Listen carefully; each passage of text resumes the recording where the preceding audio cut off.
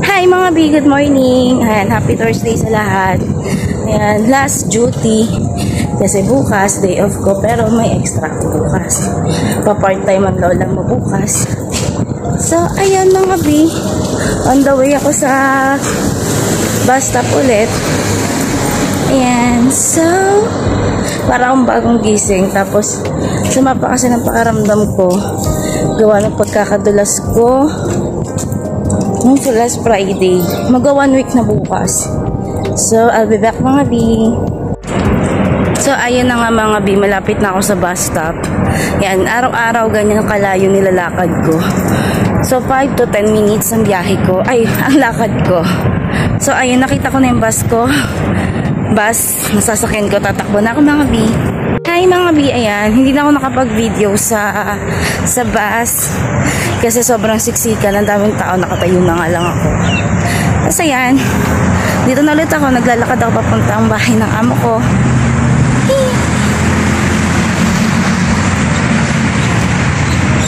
And everyday ganito, lakad tayo, walking to the Munchar.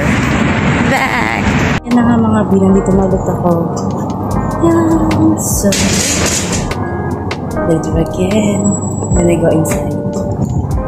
So, ayun na nga po mga B. Kanina pa ako dumating dito sa trabaho.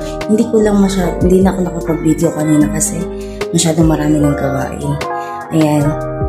So, maglilinis po muna ako habang nanonood yung alaga ko. Tapos mamaya, pakain ko na siya ng snacks. So, I'll be back.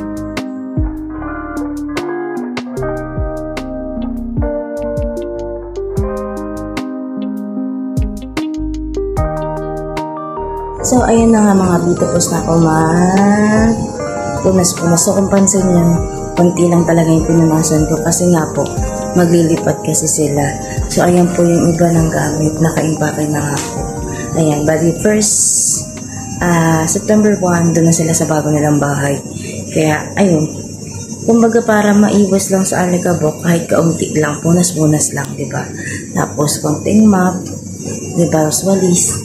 So, ngayon, prepare ko naman na yung snack ng alaga ko habang hinihintay ko yung damit niya na matapos dun sa washing. So, that's it for today, mga B. That's it only for today, mga B. Ayan. So, happy Thursday again, mga B. Still good morning. Ayan. And keep safe always, mga B. Love you all.